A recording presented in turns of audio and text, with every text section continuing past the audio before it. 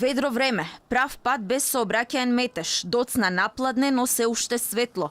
Меѓуградскиот автобус на гостиварскиот превозник Durmoturs патува од Скопје кон Гостивар.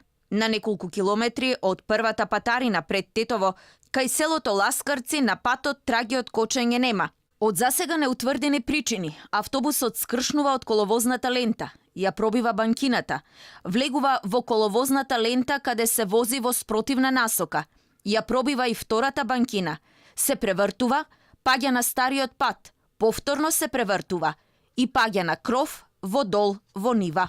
Ова е фактичката состојба од првичниот дел од истрагата која треба да ги открие причините за големата сообраќајна несреќа која заврши со многу загинати и повредени.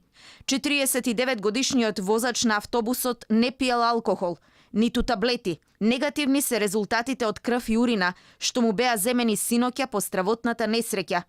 На полицијата не е открил ништо за критичниот момент, зошто и како изгубил контрола над автобусот во кој возел 50 патници.